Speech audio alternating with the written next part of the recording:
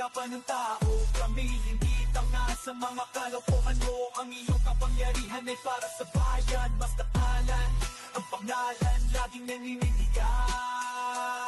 Huwag mong gamitin kahirapan ng tao. Kami hindi tanga sa mga kalokohan mo. Ang iyong Yun, good day sa inyo lahat at welcome sa ating YouTube channel. Ito mga master, panoorin natin tong video na to, no? Kung saan nagulat itong si Congressman Acop sa sagot ng COA, no? Patungkol dito sa 125 million na budget ng OBP, no? Nung nakaraang taon na kung saan naubos lang ito ng 11 days. Gulat siya eh. May resibo pala. Yan kasi, may mga sagot na sa mga tanong nyo, tanong pa rin kayo ng tanong. Yan tuloy nagmumukha kayong T dahil dyan sa ginagawa nyo. Putik yan. Anyway mga master, simulan na natin to. Pero bago tayo magsimula, syempre, shoutout sa inyo lahat at panoorin na natin tong video na to. Madam COA, surveillance activities in 100... Wait lang.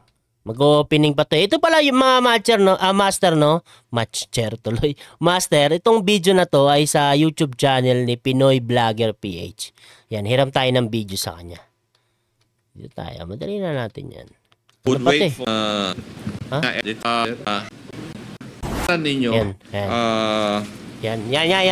Yan, dito. Simulan na natin. Madam Gina F. Acosta, the Special Disbursing Officer of the Office of the Vice President. I think she is not present today. Is she? No. Comsec? Alam nyo naman yun. Nok nung tutsa naman. May sulat na kayo natanggap. September 16 pa natanggap nyo na yun dyan sa Kongreso. Present ba si Madam Gina Acosta? Kasi... iba pala. Iba pala yung ibig niya sabihin, putik yan. Sorry. Si Madam Acosta pa lang hinahanap niya. Si Madam Acosta pala. Siya ang supposedly the Special Disbursing Officer. No, Your Honor. She is not present. So, Mr. Chair, my questions would wait for the time that Madam Gina F. Acosta would be present in the next hearing, but I would just like to ask some questions from COA. Yan. They're present this morning. Yan. Thank you. Kailan po nyo inirelease yung COA audit report nyo regarding the office of the OVP regarding the use of the amount of 125 million under line item confidential expenses? Kailan po nyo na-release yung COA report nyo? Sino po ang sasagot? Attorney, sorry, hindi ko po makita yung pangalan. Attorney Camora from COA. Please proceed. Good morning, Mr. Chair. As to confidential intelligence and confidential funds, we do not issue any audit reports, just the audit actions, Mr. Chair. Audit action? Yes, Mr. Chair. Okay, thank you for the clarification. Now, when was the confidential fund in the amount of 125 million transferred to the Office of the Vice President? Tingnan nyo yung mga nangyayari ngayon sa budget hearing ganyan yung mga tanungan. Putik yan. Sino ba naman ang gaganahan na pumunta dyan sa budget hearing tas ganyan lang pala ang tanungan? Di ba? Joke talaga no?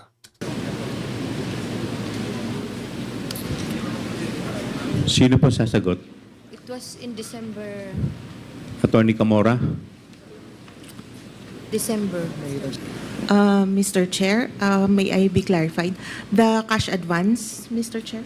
Yes. When was the fund, the 125 million amount, transferred to the Office of the Vice President?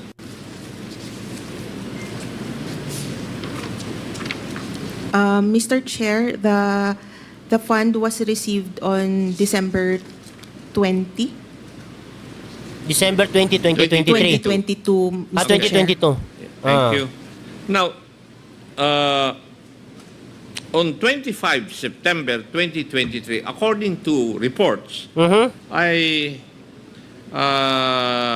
kayo po ay nag-confirm, maybe because of reports, na galing po sa Office of the Vice President na the amount of 125 million confidential funds was spent in 11 days. Mr. Chair, based on their liquidation reports, opo. Kayo po ang nagsabi nito in your report.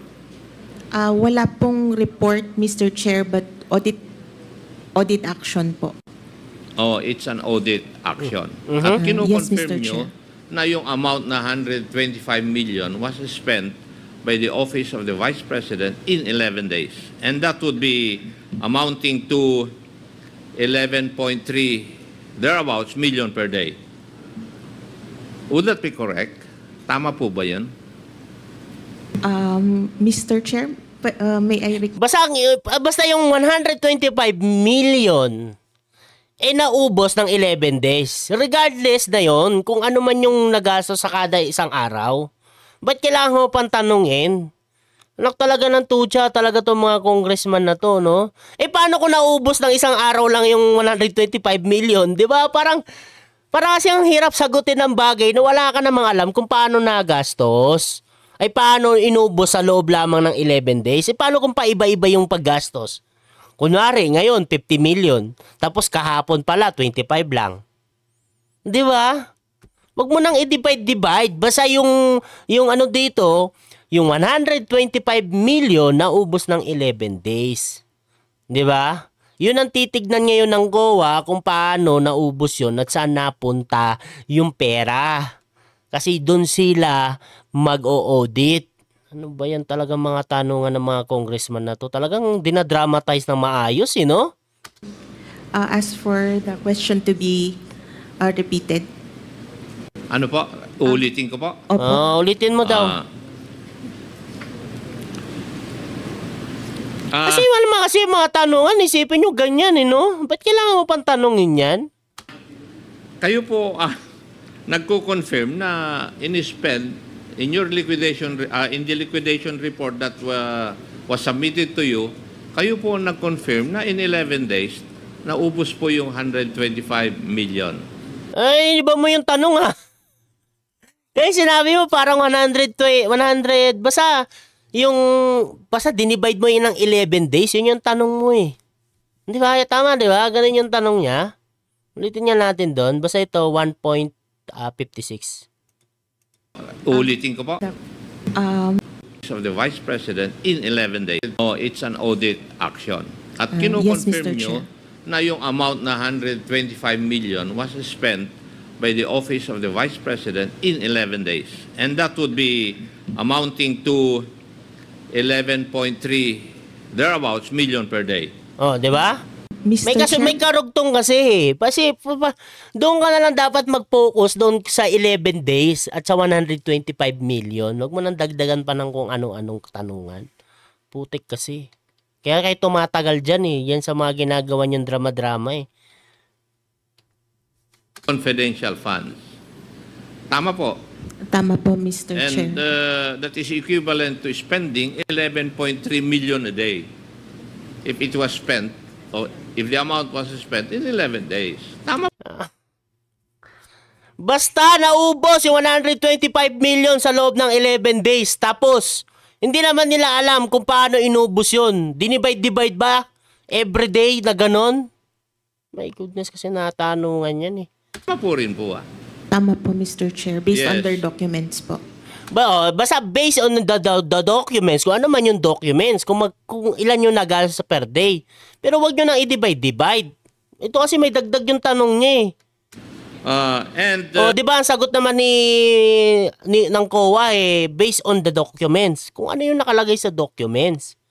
Di ba? Malay nyo nga sa isang araw, first day, naubos ka agad 50 million. Di ba? Tapos yung the rest doon na dinivide, mga ganun.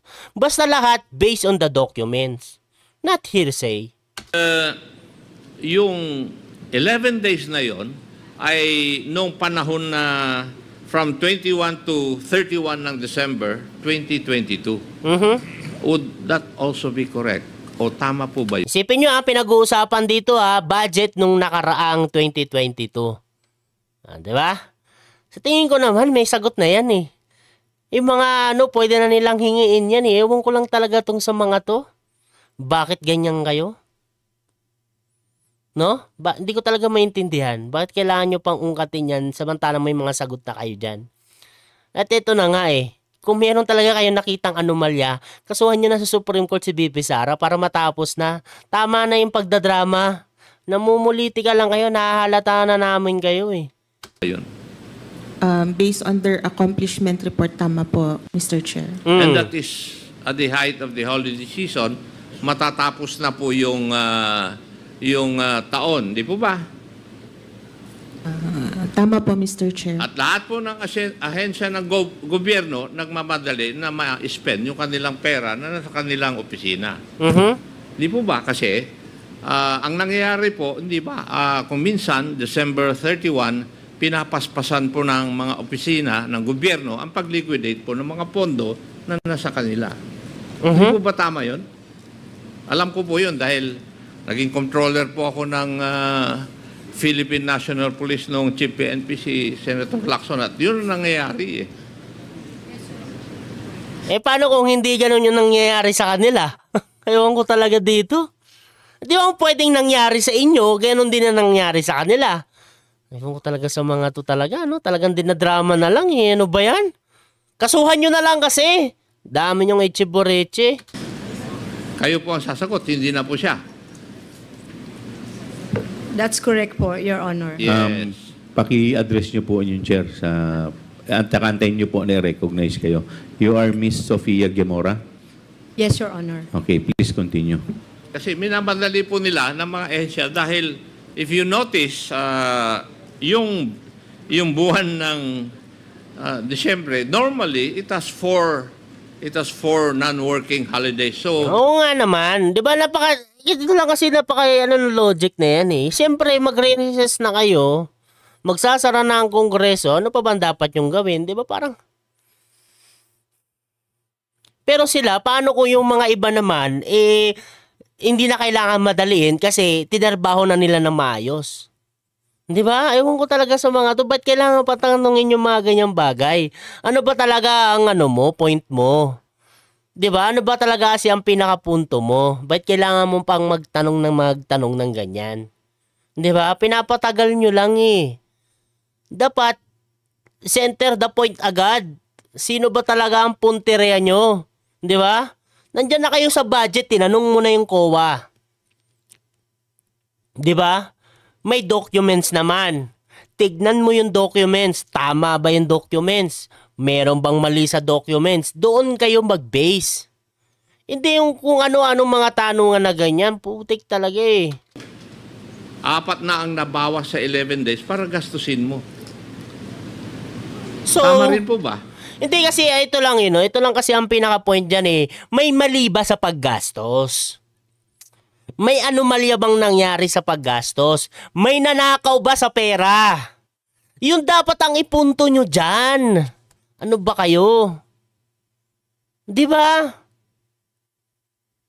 Yun ang ipunto nyo. Di ba? Yun yung ipakita nyo na baka merong anomalyang nangyari. Hindi yung bakit naubos ito, yung 125 million sa loob ng 11 days. Kasi kung naubos naman yun na walang anomalyang nangyari, walang pagnanakaw na nangyari, so anong problema?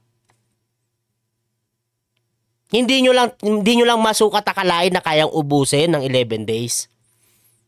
Yun ba? Yun lang yung concern nyo? Nak talaga ng tutya. Kaya kayo tumatagal dyan eh. Kasi ganyan sa mga ginagawa nyo na kung saan nagdadrama kayo. Putik yan. If I may add, Your pangiting-ngiti Honor, pa. to what Attorney Camora had said earlier, with regards to the 11 days report of our audit team, we are the audit team of the Office of the Vice President. So, Sila daw yung audit team. Ano bang nakita nyo? Looking at the records or the recording in the financial statements, we found out that the cash advance was drawn on December 20, 2022. And on December 31, looking at the financial statements, there was an expenditures recorded of the same amount, the 125 million. So that was the reason why we, of course, it's correct to say that that was the 125 million was expended in 11 days. Your Honor. Thank you, Madam. Now, because of this, the COA issued a notice of disallowance dated 8 August 2024, this allowing the amount of 73,287,000 from the 125 million confidential funds disbursed by the Office of the Vice President in 2022. Tama rin po ba? Tama po, Mr. Chair. Now, may I know, Tinaw nyo, meron naman siya palang binabasa. Siguro meron siyang idea. Di ba? Kasi nga, meron ng report eh. Ano ba talaga yung purpose ng pagtatanong na yan? Hindi ko talaga maintindihan eh, no? kung ano po yung mga dahilan po ninyo, bakit nag-issue po kayo ng notice of disallowance doon po sa expenditure on confidential funds by the Office of the Vice President. Pwede po bang malaman yung rason po ninyo? Attorney Gamora. Mr. Chair, our reasons were indicated po at the ND. I'd like to make a rundown po. Yung may issue po sa payment of rewards nila, may issue sa payment of charging payment for tables, chairs, desktop computers and printers to the confidential fund, and also a non-submission of the revised accomplishment report, Mr. Chair. Yun po yung official reason why you COA issued a notice of disallowance. Tama rin po. Tama po, Mr. Malinaw naman yung sagot niya eh. Hindi ko Malinaw naman ang sagot. Now, may I ask, meron po siguro kayong breakdown ng expenditure of the confidential funds. Meron po ba kayo? Mr. Chair, meron po sa accomplishment report. Yes. Meron naman pala. Tinan nyo talaga. Bakit? Oh my goodness, singin nyo na lang kasi lahat And, ng papeles. Yung breakdown po ng expenditure ng 125 million, nasa inyo po sigurado yun. Nabay Tama rin natural. po. Tama po, Mr. Chair. Ko talaga. Nabay natural COA yan. Sa akin mo tanungin yan. Sagutin kita, di ko alam yan. Wala ako niyan. Oh my goodness. Oh my goodness. Kongreso, anong ginagawa nyo? Drama pa more. Now, may I know kung saan po nagastos ng Office of the Vice President yung 125 million? Ngayon nyo yung papel. Tignan mo kung paano ginastos. Saan napunta yung 125 million? Oh my goodness talaga. Hindi ko maintindihan ito sa mga to. Was it spent in accordance with the rules, regulations, and protocol on the expenditure or on the use of confidential funds? Nasunod po ba yun? Yes, Mr. Chair. Oo. As indicated sa accomplishment Tama na kasi yung pagdadrama, napapahiya kayo eh. Sumunod naman pala eh. So ano ba talagang mali? report po, na-liquidate naman po nila based on confidential expenses. Oo, na-liquidate. My goodness. Ito kasi, di ba dapat ang issue dyan, kung meron bang nawala sa pera, may nanakaw ba sa pera? Kasi, di ba, nakakapag-ano naman talaga, 125 million na ubos ng 11 days. Okay, nangyari talaga yon. That is a facts. Wala tayong question doon, nangyari. Ang question na lang dito, may nanakaw ba? Di ba? Dapat doon na lang kayo mag-focus. tignan nyo yung mga papeles, ibangga nyo dun sa audit, kung tama ba yung mga audit. Baka kasi may mali, doon kayo tumingin at saka doon kayo na bumanat. Banatan nyo na ng banatan kasi nakita nyo na may mali doon sa audit. Ang kaso nga lang, wala naman palang nagiging mali. Tama naman pala yung prosesong ginawa. So anong problema? Drama lang, di ba? My goodness. As required by the joint circular po, Mr. Chair. If I may, Napaano lang. Yun lang pa. Yun ba? Yun ba? alam naman po ninyo yung section 4.8 of Joint Circular number 2015-01 Yes, Mr. on the Chair. use of confidential funds. Opo, Mr. Chair. Now, categorically, yung po bang items na kung saan ginamit yung confidential funds ay naaayon po dito sa circular na ito? Opo, Mr. Chair. Kung naaayon sa circular na ito, bakit kayo nag-issue ng notice of disallowance? Mr. Chair, as Sinagot ka na kanina niyan kung bakit. to yung first finding, meron po kasing specific requirement ang joint circular na document na hindi po nila na-submit. Yung, di ba sinagot na kanina, hindi na-submit, merong mga documents na hindi na-submit. Yun lang naman. Nag-submit sila pero hindi po sufficient siya to answer the requirement of the joint circular, Mr. Chair. Oo. Na-mention kanina ni Chairman, the Honorable Joel Chua, na in the accomplishment report of the President, if I remember it right, meron pong ginamit na, yung surveillance in 132 places. Tama ba, Mr. Chair? Ano ba yan? Kung saan-saan na kayo napupunta, mag-focus na lang kasi kayo doon. Yung Areas po yun. narinig ko na yun. 132 areas po. Yes. Yung 125 million, parang ginamit po yan in 132 areas. Yes, and accordingly, it was 100% compliance. Hindi po ba sa tingin ng COA, medyo kwan ito? Medyo imposible?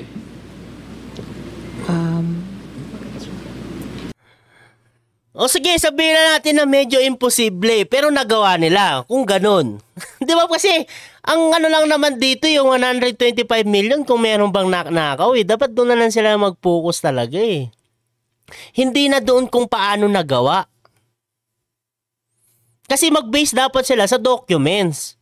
Kasi doon mo naman talaga makikita, 'di ba? Kunyari ikaw isa kang accountant ka, 'di ba?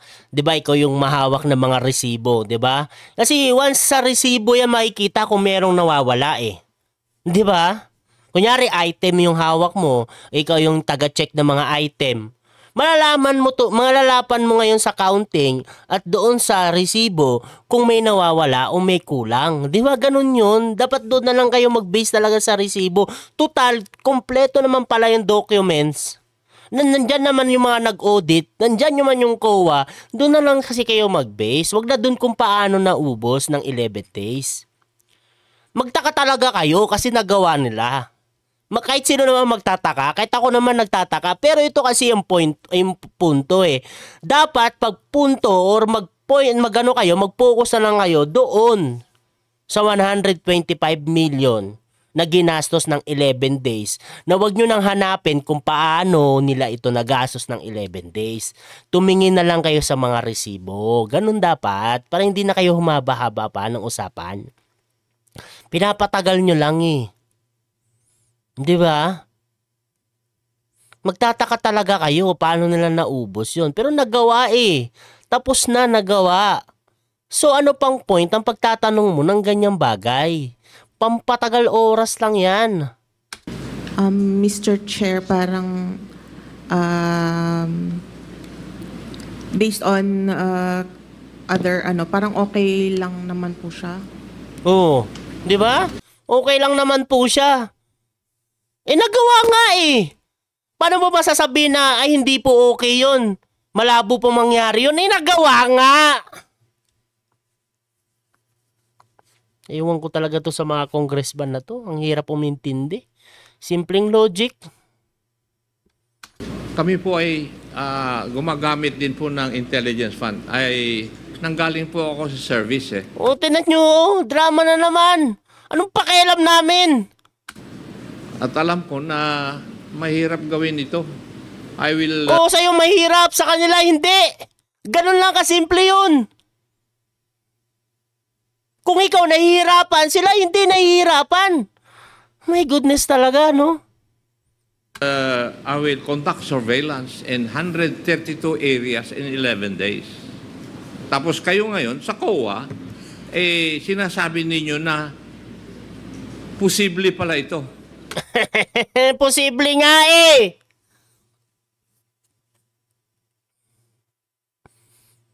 Ewan ko talaga sa mga to, no? I-file nyo na lang kasi yan.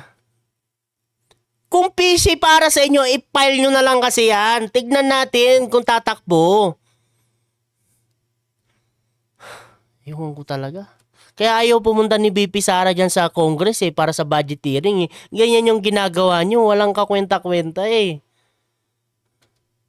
Nagtataka kayo kung paano naubos ng ganun-ganun. Napaka-imposible daw. Eh paano yan? Nagawa. Eh di hindi na imposible. Posible naman pala. At sinabi naman ng COA, okay lang naman daw yun. So anong problema? Oh my goodness. Samantalang kami on the ground na gumagawa nito noong ako'y nasa serbisyo, nahihirapan po kami. So anong pakialam namin kung nahihirapan ka? Eh sila, hindi naman sila nahihirapan. Ewan ko talaga dito. Ito talaga si Congressman ako. Pag naman ganyan sana kong. Tama na yung pagdadrama. Mag-focus na lang kayo doon sa mga documents. Baka doon sa documents kayo makakita ng butas. Baka doon may mali. Baka may sabwatan na nangyari. Doon na lang kayo mag-focus. So, what is your basis na pwedeng sabihin na posible ito, Madam COA? Eh, di yun nangyari. Oh my goodness. Anong basis mo? Eh, meron na ngang nagawa eh. Nangyari eh.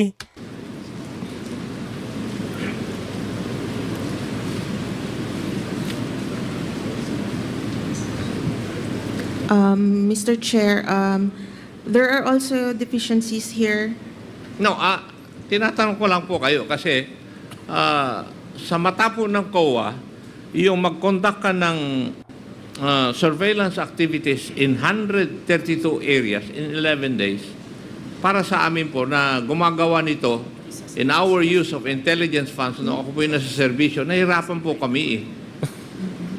Tapos sa mata pala ninyo, posible pala ito. Eh, posible Tama nga. po ba yung aking Nagawa nga nila eh. kaisipan? Mr. Chair, ang identified lang po ay number of areas, pero pwede din pong i-consider yung kung ilan po yung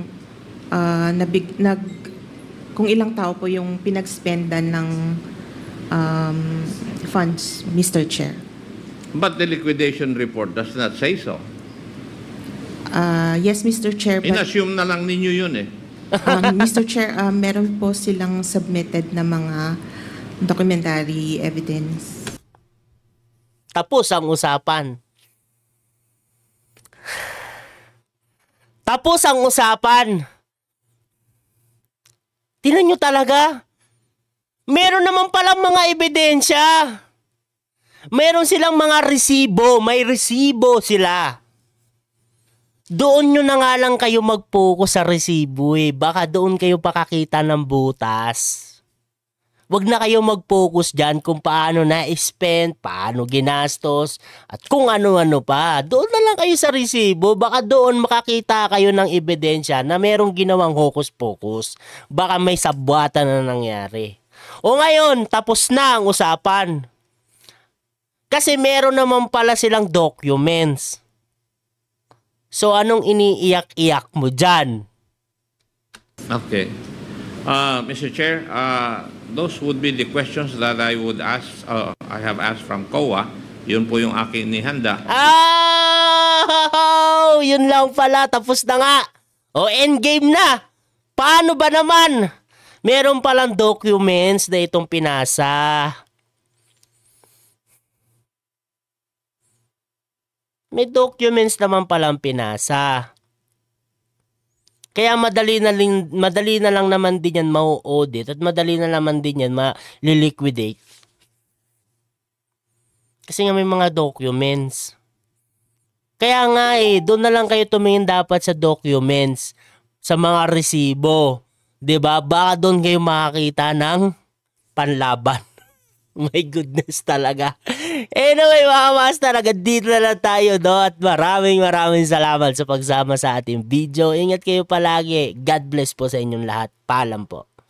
Huwag mong gamitin kahirapan ng tao. Kami hindi tanga sa mga kalokohan mo. Ang iyong kapangyarihan ay para sa bayan. Basta alan, ang pangalan laging naninindigan. Huwag mong gamitin kahirapan ng tao. Kami hindi tanga sa mga kalokohan mo. Ang iyong kapangyarihan ay para sa bayan. Masteralan ang pangalan laging naninindigan. Huwag mong gamitin kahirapan ng tao. Kami hindi tanga sa mga kalokohan mo. Ang iyong kapangyarihan ay para sa bayan. Masteralan ang pangalan laging naninindigan. Pili-pili higising sa himig ng katotohanan. Titindig at lalaban sa